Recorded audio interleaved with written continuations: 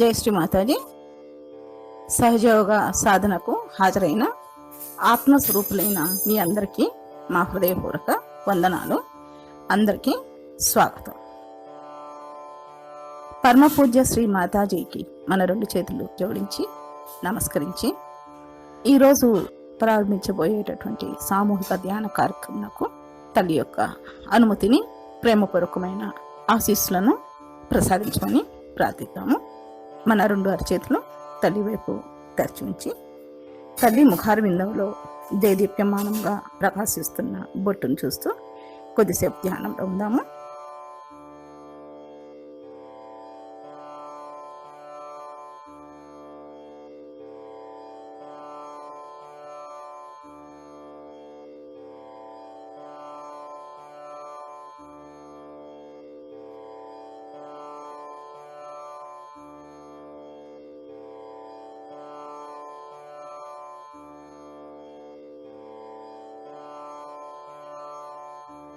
ఇప్పుడు నెమ్మదిగా కుండల్ని జాగ్రత్త చేసుకుని బంధం తీసుకున్నాము.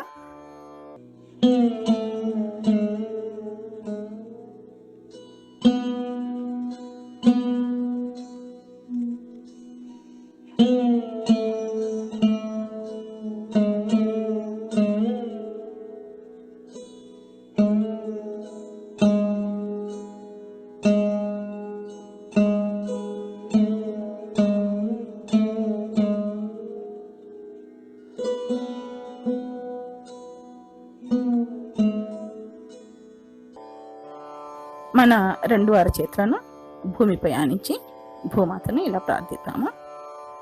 అమ్మ ఆది భూమాత, మా శరీరంలోని ఆధ్యాత్మిక ఉన్నతికి అడ్డు వచ్చేటటువంటి సమస్యలను, బాధలను మీలోనికి విలీనం చేసుకోండి తల్లి.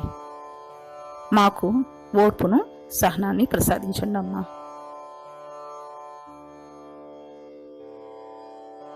అమ్మ మాలో శ్రీ గణేశుని శక్తిని జాగృతపరిచి మాకు శ్రీ గణేష తత్వాలైనటువంటి అమాయకత్వాన్ని, వివేకాన్ని, అబోధితత్వాన్ని, అలాగే శ్రీ గణేశునికి తల్లి పట్ల ఉన్నటువంటి సంపూర్ణ శరణాగతిని మాకు ప్రసాదించండి తల్లి.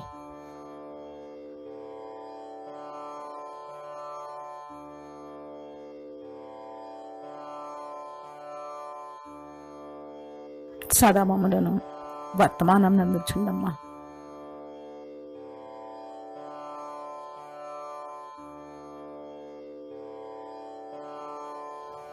మమ్మలను మాయ నుండి రక్షించి బాహ్యమైన ఆకర్షణలకు దూరంగా ఉంచండి తల్లి.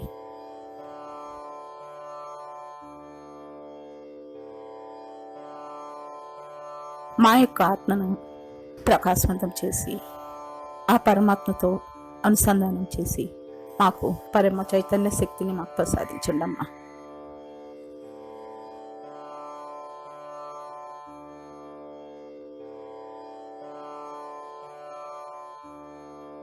ఆ పరమ చైతన్య శక్తి యొక్క అనుభూతి చెందేటటువంటి శక్తిని కూడా మాకు ప్రసాదించండి తల్లి.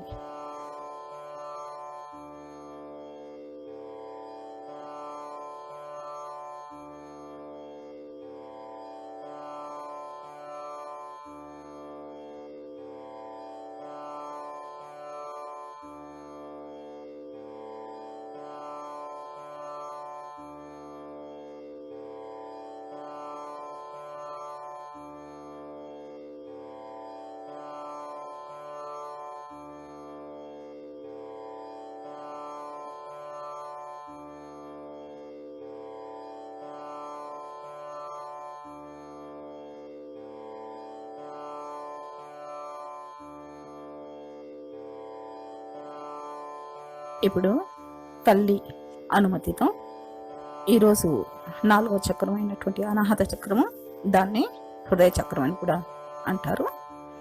దీని గురించి చెప్పుకున్నాము. దీని యొక్క మూలకము వాయువు. ఇందులో 12 దళాలు ఉంటాయి. లేత గులాబీ రంగు వర్ణంలో ఉంటుంది. దీని యొక్క స్థానము మాడు ప్రాంతంలోని బ్రహ్మరంధ్రం యొక్క మధ్య భాగము.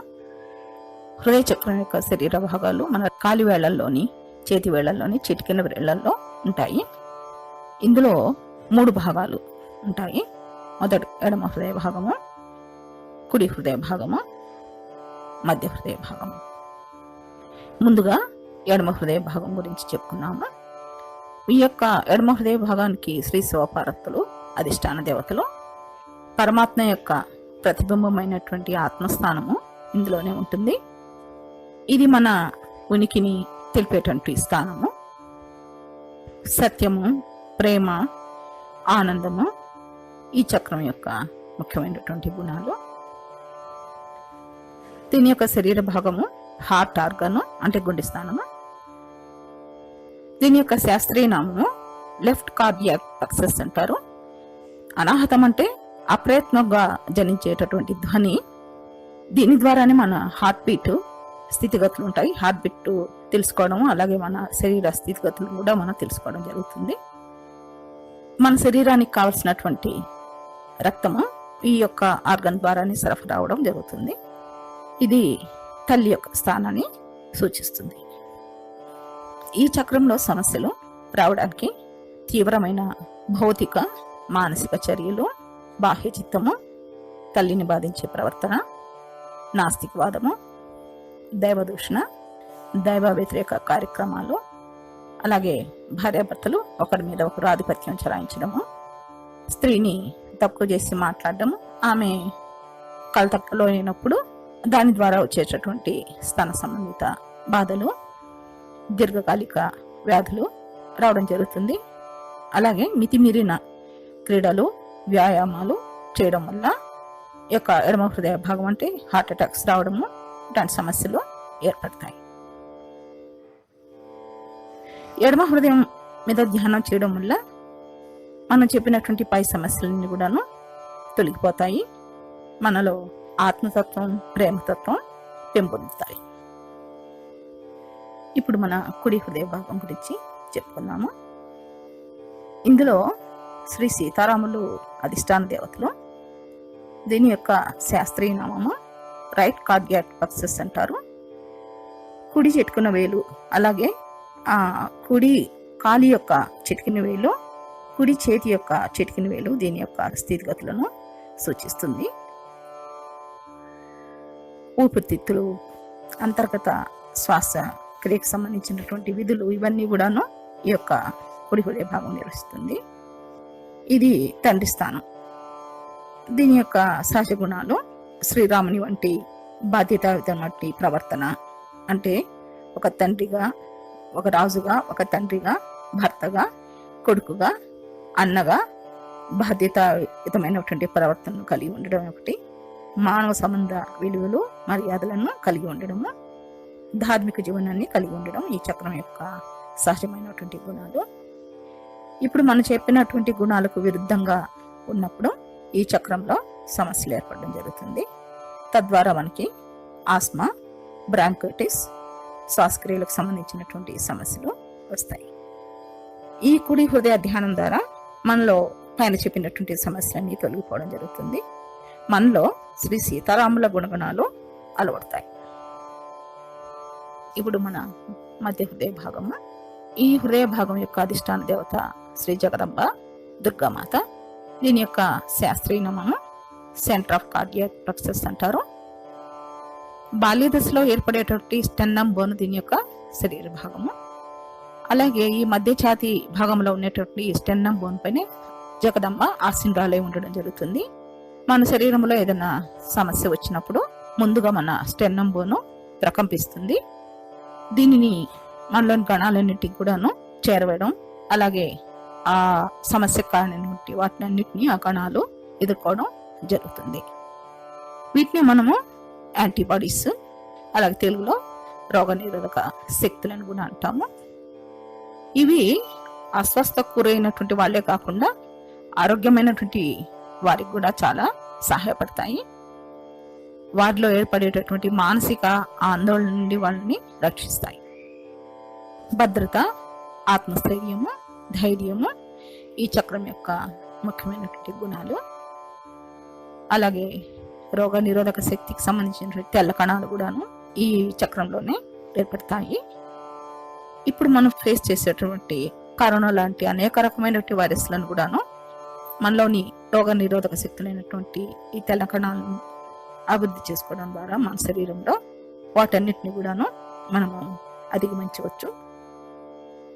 అలాగే మనం చెప్పుకున్నటువంటి పైన చెప్పిన సమస్యలు, అభద్రతాభావము, భయం, దాని ద్వారా ఏర్పడేటువంటి గుండె దడ, ఇవన్నీ కూడా మనము ఈ యొక్క చక్ర ధ్యానం ద్వారా తొలగించుకోవచ్చు.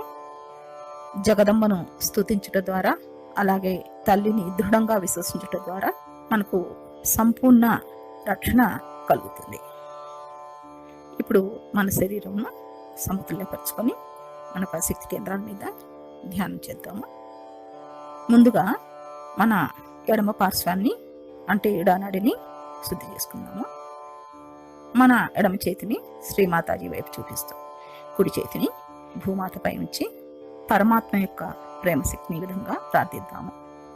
అమ్మ, మా ఎడమ పార్శ్వంలోని భూతకాలపు ఆలోచనలు అంటే గతానికి సంబంధించినటువంటి ఆలోచనలు భూతత్వం ద్వారా తొలగించి తద్వారా వచ్చేటటువంటి శారీరక, మానసిక, భావోద్వేగ సమస్యలను తొలగించండి అమ్మా.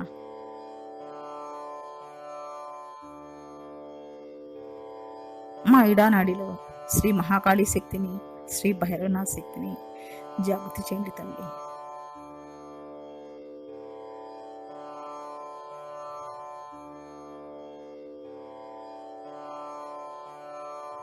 మా ఇడానాడిని ప్రకాశవంతం మరియు చైతన్యవంతం చేయండి తల్లి.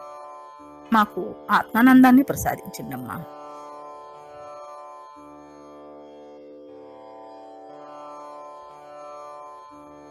మాలో శుద్ధ ఇచ్ఛాశక్తిని పెంపొందించండి తల్లి. మన చిత్తాన్ని మాడిపై ఉంచి మన 2 అరచేతుల్లో వస్తున్నటువంటి చైతన్యాన్ని గమనిస్తూ 2 నిమిషాలు ధ్యానంలో ఉందాము.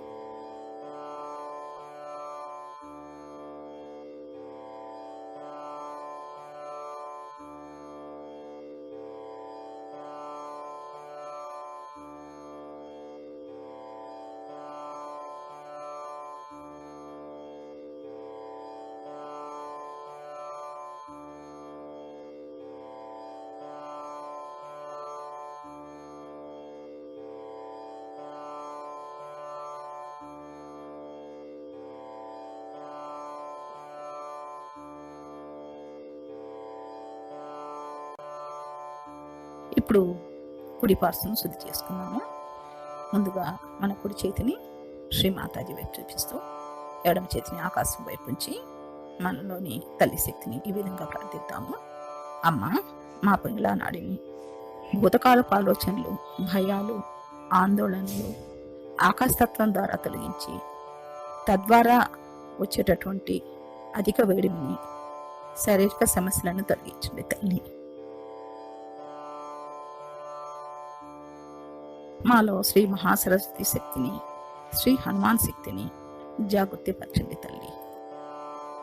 మాకు నిష్కల్మషమైనటువంటి క్రియాశక్తిని ప్రసాదించి సదా మమ్మలను వర్తమానంలో ఉంచండి అమ్మా.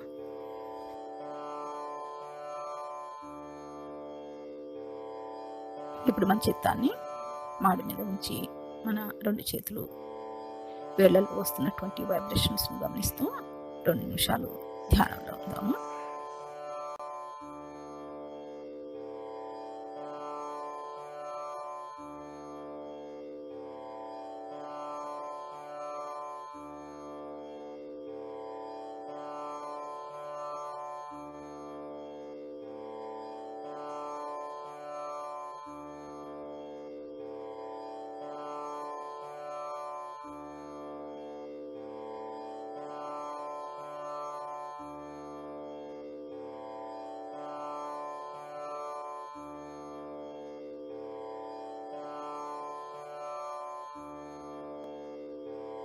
ఇప్పుడు మన చిత్తాన్ని సుషుమ్నా నాడి అంటే మధ్య నాడిపై ఉంచి ఎంతో శక్తివంతమైనటువంటి శ్రీ గణేషుని ఓం గం గణపతియే నమః అంటూ అంతర్ముఖంగా స్తుతిస్తూ మనలోని భగవంతుని ప్రేమశక్తి అయినటువంటి కుండలిని శక్తిని ఉద్ధానపరచమని వేడుకుందాం. ఎందుకంటే గణేషుని అనుమతి లేనిదే ఆ తల్లి ఉద్ధానం కావడం చాలా కష్టం.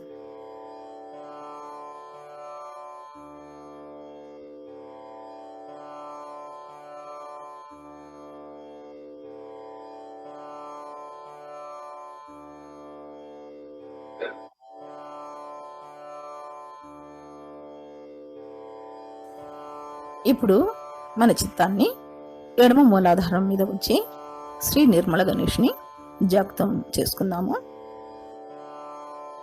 మన ఎడమ చేతిని శ్రీమాతాజీ వైపు, కుడి చేతిని భూమాత మీద ఉంచి ఇలా ప్రార్థన చేద్దాము. అమ్మ శ్రీమాతాజీ, చిన్న పిల్లవానికి ఉన్నటువంటి శక్తివంతమైన ఆ మాయకత్వాన్ని, నిర్మలత్వాన్ని మాకు ప్రసాదించండి అమ్మా. మా ఎడమ మూలాధారంలో ఉన్నటువంటి సమస్త బాధలన్నింటినీ కూడా తొలగించండి తల్లి. మన చిత్తాన్ని మాడిపై ఉంచి మన రెండు చేతుల్లోని వైబ్రేషన్స్ను గమనిస్తూ కొద్దిసేపు ధ్యానంలో ఉందాము.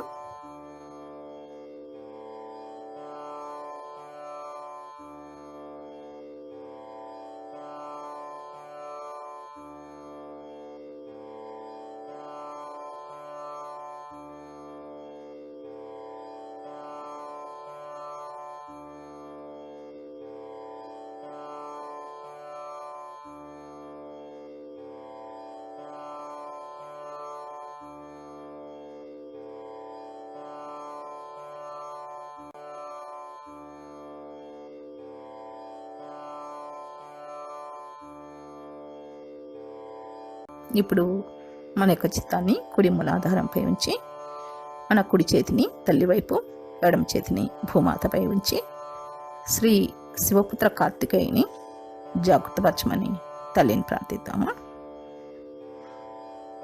అమ్మ, సర్వదుష్ట శక్తులను నాశనం చేయగలవారు మీరే తల్లి. మాలో ఉన్నటువంటి దుష్ట శక్తులను, దుష్ట ఆలోచనలను, దుష్ట ప్రవర్తనను, దుష్ట చూపులను అన్నింటినీ కూడాను శ్రీ కార్తికేయ శక్తి ద్వారా తొలగించండి అమ్మా. ఇప్పుడు మన చిత్తాన్ని సహస్రారంపై ఉంచి మన చేతుల్లో వచ్చేటటువంటి వైబ్రేషన్స్ను గమనిస్తూ 2 నిమిషాలు ధ్యాన స్థితిలో ఉందాము.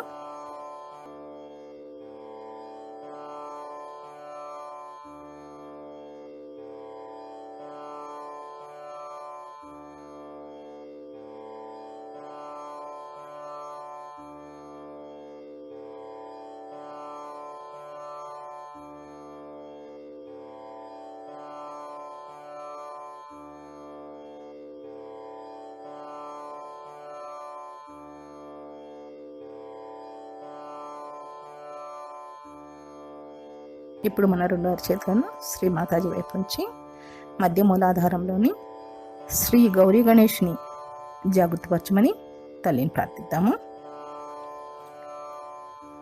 అమ్మ, దయచేసి మాలోని శ్రీ గౌరీ గణేష్ని, శ్రీ మహాలక్ష్మి శక్తిని జాగృతపరిచి మమ్ములను వర్తమానం అందించండి తల్లి. మాలో శ్రీ మహాలక్ష్మి, శ్రీ గణేష తత్వాలను ప్రసాదించండమ్మా.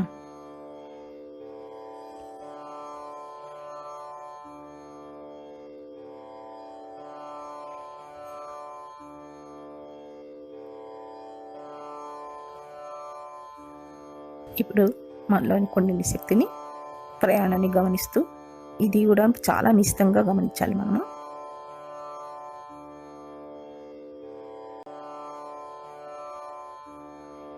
నెమ్మదిగా మన యొక్క చిత్తాన్ని స్వాదిష్టానం మీదకు తీసుకొద్దాము. అమ్మ, మా స్వాదిష్టాన చక్రాన్ని శుద్ధిపరిచి మాకు నిర్మల విద్యను, నిర్మల చిత్తాన్ని, సృజనాత్మక శక్తిని ప్రసాదించండి తల్లి.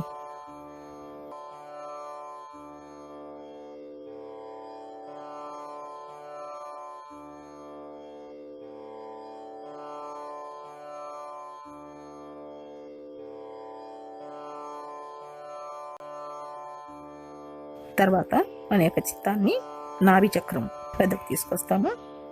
తల్లిని, మాల సంతృప్తిని, ప్రశాంతతను, ధారాళత్వాన్ని ప్రసాదించమని, నాభి చక్రంలో ఉన్నటువంటి సమస్యలన్నింటినీ తొలగించమని ప్రార్థిస్తాము.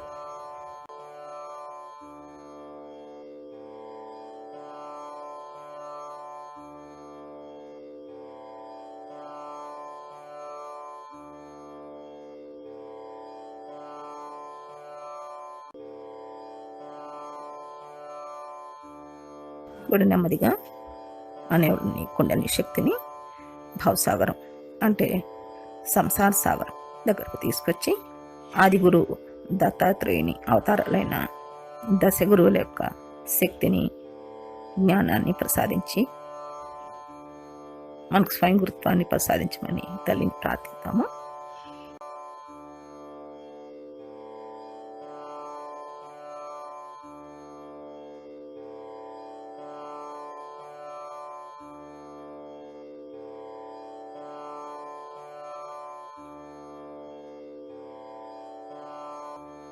ఇప్పుడు నెమ్మదిగా మనలోని కుండలిని శక్తిని హృదయ చక్రంలోకి ఆహ్వానిద్దాము.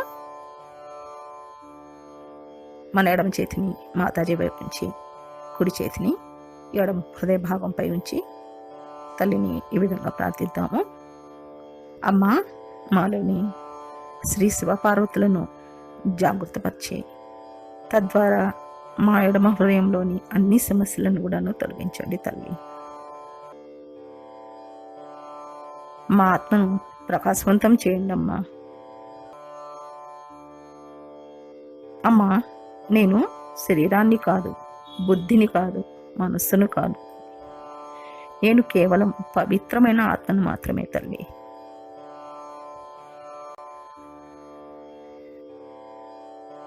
మాకు నిర్మలమైన ప్రేమతత్వాన్ని, సచ్చిదానంద స్థితిని ప్రసాదించండి తల్లి.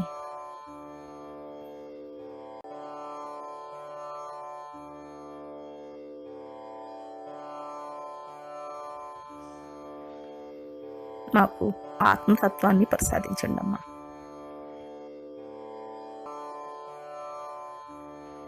ఇప్పుడు మన చిత్తాన్ని చేతి వేళ్లలో వస్తున్నటువంటి వైబ్రేషన్స్ను గమనిస్తూ 2 నిమిషాలు ధ్యానంలో ఉందాము.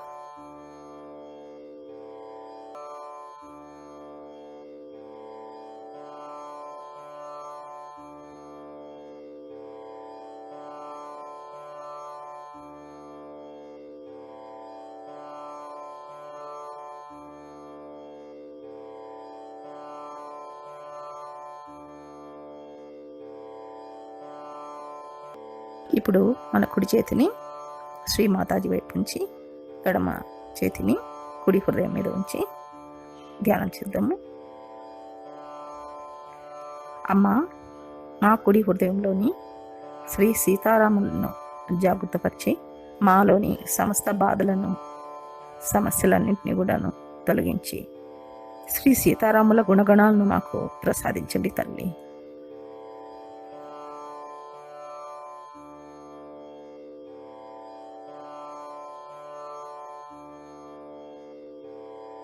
మన చిత్తాన్ని మన 2 చేతుల్లో వస్తున్న వైబ్రేషన్స్ని గమనిస్తూ కొద్దిసేపు ధ్యానంలో ఉందాము.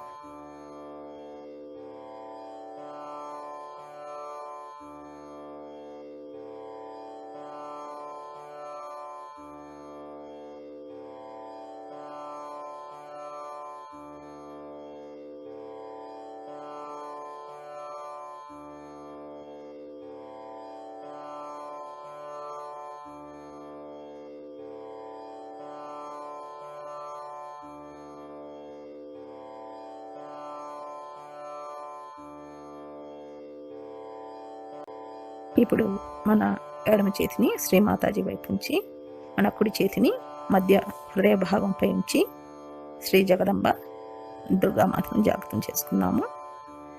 అమ్మ, మా మధ్య హృదయ భాగంలోని అన్ని సమస్యలను తొలగించి మాకు ఆత్మస్థైర్యాన్ని, ధైర్యాన్ని, భద్రతను ప్రసాదించండి అమ్మ.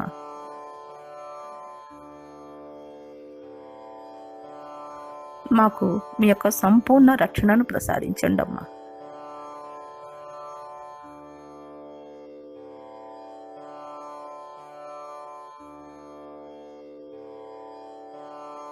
మన చేతిలోని వైబ్రేషన్స్ను గమనిస్తూ కొద్దిసేపు ధ్యానంలో ఉంటాము.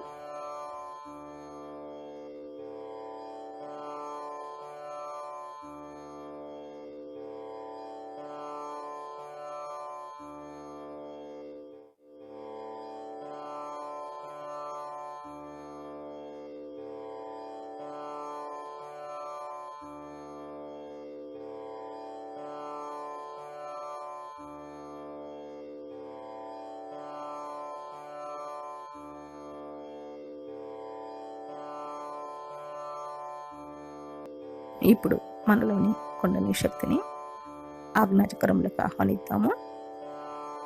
మన ఎడమ చేతిని మాతాజీ వైపు ఉంచి, కుడి అరచేతిని మన నుదిటిపై ఉంచి, తలను వినమ్రతతో కొద్దిగా ముందుకు ఉంచి, అమ్మ మాలోని అహంకారాన్ని, ప్రత్యహంకారాలను తొలగించండి అమ్మా.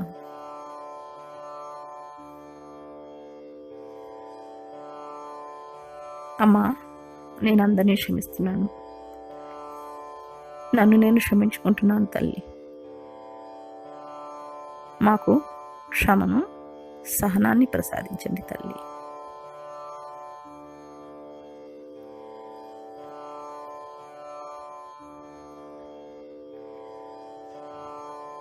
కొద్దిసేపు ధ్యాన స్థితిలో ఉందాము.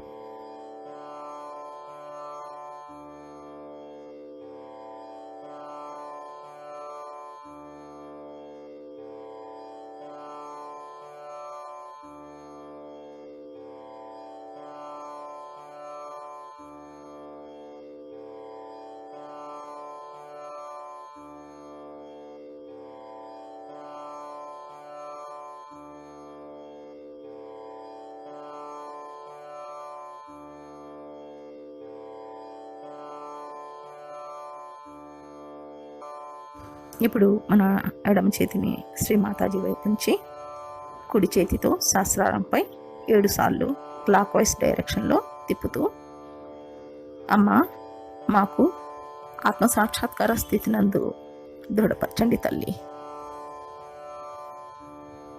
అలాగే మాకు నిర్విచార స్థితిని ప్రసాదించండి అమ్మా.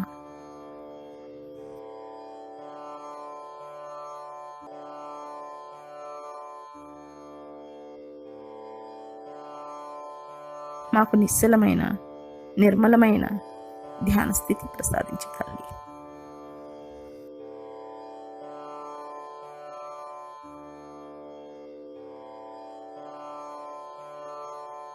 ఇప్పుడు మన శిరస్సు పైన వచ్చేటటువంటి చైతన్య తరంగాలను గమనిస్తూ, నిరానంద భూతిని పొందుతూ, మన అరచేతులలో, వెన్నుపూసలో, మిగిలిన శరీర భాగాల్లో వచ్చేటటువంటి చైతన్య తరంగాలను గమనిస్తూ కొద్దిసేపు ధ్యానంలో ఉందాము.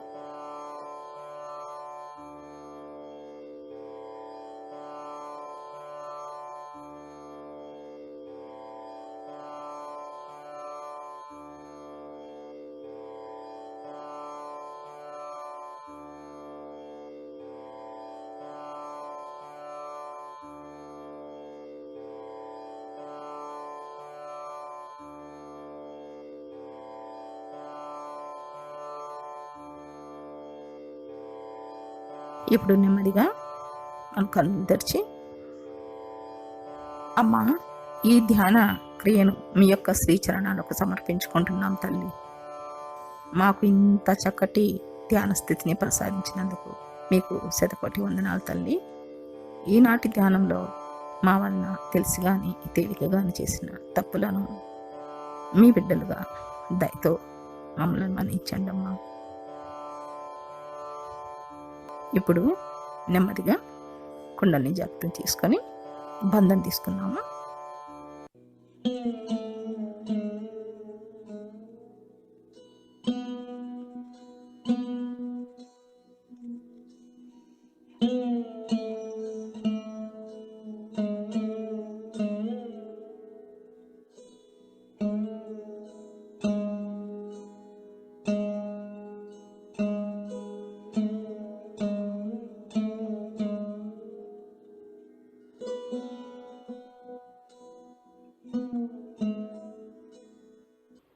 జై శ్రీమాతాజీ.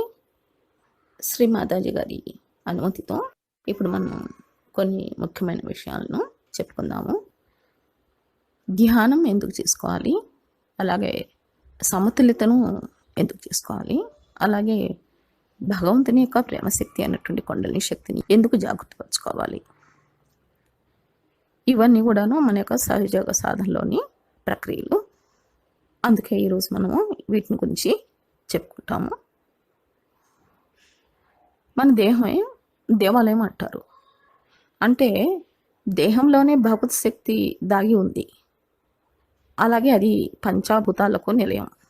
భూమి, అగ్ని, నీరు, వాయువు, ఆకాశం. వీటిని ఉపయోగించే మన ఎడమ కుడి నాడులను సమతుల్యపరచుకోవడం జరుగుతుంది. అలాగే మనము రోజు స్నానం చేయటం ద్వారా మన శరీర భాగాలను ఎలా అయితే శుభ్రపరచుకుంటామో అదేవిధంగా రోజు ధ్యానం చేయటం ద్వారా మన ఆత్మను ప్రకాశవంతం చేసుకోవడం జరుగుతుంది. శరీరానికి ఆహారం ఎంత అవసరమో మనలోని ఆత్మకు ప్రకాశవంతం చేసుకోవడానికి ధ్యానం అంతే అవసరం. శ్రీ మాతాజీ గారు ఒకసారి తన యొక్క ప్రవచనాల్లో ఇలా చెప్పారు, మీరు ఒక్క పూట తిన్నా తినకపోయినా ధ్యానం మాత్రము తప్పనిసరిగా చేయాలి. అలా మీరు చేయకపోతే మీరెవరో నాకు తెలియదని కూడా చెప్పినారు. అందుకని మనము ధ్యానం తప్పనిసరిగా చేయవలసి వస్తుంది. ఇప్పుడు మనం కుండలిని శక్తిని ఎందుకు జాగృతి చేసుకోవాలి? ఆ శక్తి మనలో జాగృతమైనప్పుడు మనలోని నిర్మాల్యాలను శుద్ధి చేస్తూ, అంటే మనలో ఉన్నటువంటి శక్తి కేంద్రాల్లోని సమస్యలు వాటిని తొలగిస్తూ, ఆ సమస్యలు వరుసగా కామ, క్రోధ, లోభ, మోహ, మద, మాశ్రయాలు. అవి ఒక రకంగా చెప్పాలంటే మనలో ఉన్నటువంటి అంతర్గత శత్రువులు అంటారు.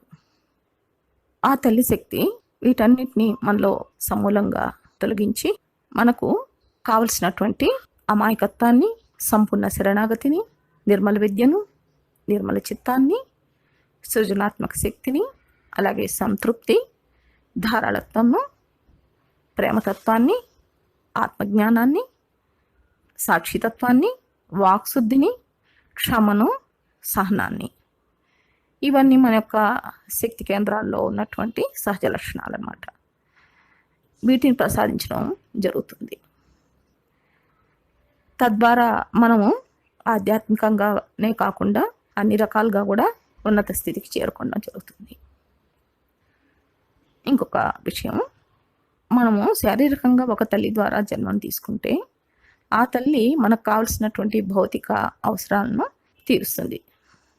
మనలోని అంతర్గతంగా ఉండేటటువంటి భగవంతుని యొక్క ప్రేమశక్తి, అంటే మనలోని కొన్ని శక్తి జన్మ జన్మలుగా మనతోనే ఉంటూ మనము ఎప్పుడైతే శుద్ధ ఇచ్ఛాశక్తితో పిలిస్తే అప్పుడు మనలో జాగృతమయ్యి మనకు శారీరకంగా, మానసికంగా, ఆధ్యాత్మికంగా మన యొక్క ఎదుగుదలకు దోహదం పడుతుంది అన్నమాట. మనలోని ఆత్మను విశ్వవ్యాపకమైనటువంటి పరమాత్మ శక్తితోటి ఏకం చేసి మనకు పరమ చైతన్య శక్తి యొక్క అనుభూతిని మనకు అనుభవపూర్వకంగానే తెలియజేయడం జరుగుతుంది. ఇది ఒక మన సహజయోగ సాధనలో మాత్రమే తెలుస్తుంది. అందుకే శ్రీ మాతాజీ గారు ఈ సహజయోగ సాధనలో ఆత్మ సాక్షాత్కారం తీసుకున్నప్పుడు మనం 2వ జన్మ లభిస్తుంది అని అంటారు. అప్పటి వరకు మనము నేను, నాది అనేటటువంటి దీంతో యాంత్రికంగా జీవిస్తాం అన్నమాట. ఇప్పుడు ఆత్మజ్ఞానంతో జీవిస్తూ ఇంకొకరికి కూడా ఈ యొక్క జ్ఞానాన్ని పంచడం జరుగుతుంది.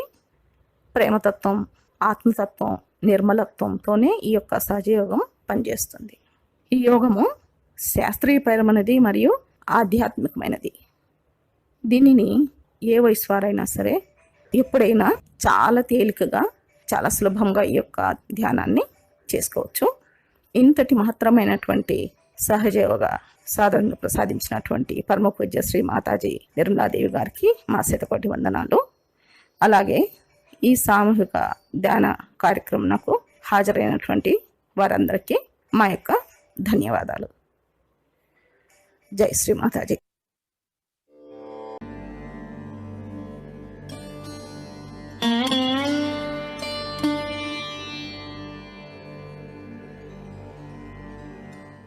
Now then we have another center on top which we called as the heart center. It is in the center. Now in the sternum bone, behind the sternum bone, this center is there, and thymus produces the antibodies in your sternum bone. These antibodies later on fight your diseases. When you are about 12 years of age, they go into the whole body and waiting there for a signal from your sternum bone. That means supposing you see something, you get frightened. This bone starts pulsating. When it pulsates, the antibodies know there's some emergency and they get prepared for it. Now, this is such a normal thing to happen to people, but insecurities can be of the worst type. And when these insecurities develop, people can develop all kinds of diseases of the lungs, especially the women develop what you call as the breast cancer. Mostly these women are insecure. Maybe their husbands are not good, or they feel that the husband may leave them alone or something like that. There are certain insecurities that are built in. They might be quite frightened personalities. I've seen most of the air hostesses have this center heart catching because they're afraid they may miss the plane, or I don't know, they have to be on the job and run and do. Mostly these time-bound jobs cause you the trouble here of the center heart. And this center heart is very important because for women especially, they have to be secured. If their motherhood is challenged, then they are even worse. And this is how one has to understand a woman should be very much respected. If she is your wife, she is your child, or anything, she has to be respected and given all the security. It's the woman who makes the society, it's the woman who creates the children, it's the woman who looks after the children. So the men have to give all the security and the protection to the womanhood, and understand that is a very important factor, which if we neglect, we can have lots of problems with our society, and the women will start competing with men, and then the society will be all dislocated.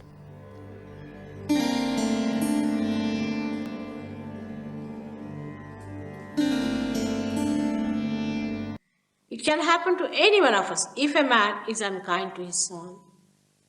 It's a father principle. If the son is unkind to the father, so the father is hurt. It's the father principle if it is disturbed by any chance, or a suddenly father dies and you feel the pinch of that all your life. All that can work out here and you get this right heart catch. With that, you get asthma.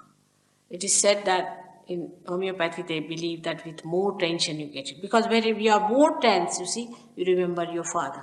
If he was here, he would have helped you. In the subconscious, sometimes it works out. And that's how it adds to the problem. It is so simple to work out that you'll be amazed that if you have to just raise the principle of father in a person like that, who might be a dejected father, who might be a cruel father, who might be a son who has lost the father, can be anything. That you have to just put your hand on that part.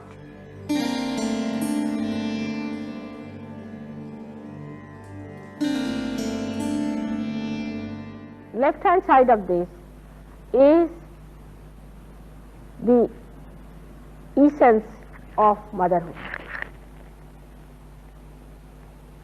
If in your childhood your mother had played a role which has given you fear or kind of a frightening experience, then this center goes out. We say the left heart is catching. Sometimes if you are a bad mother also it might catch.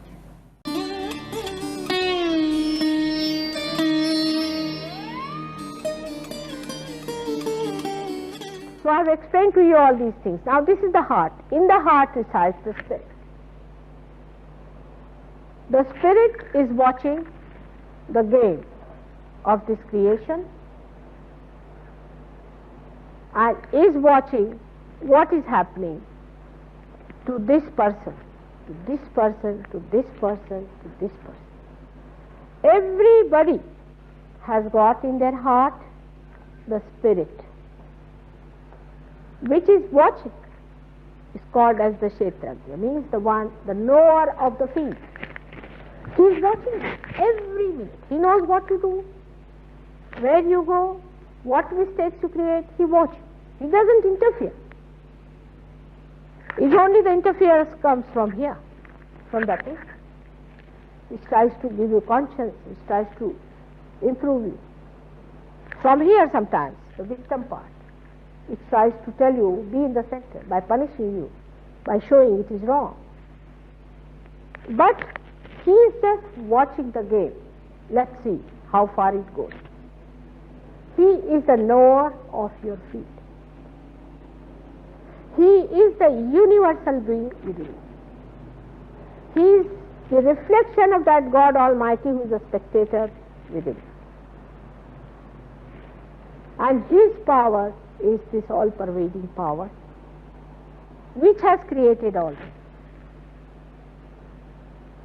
So to feel this all-pervading power, you have to become the Spirit.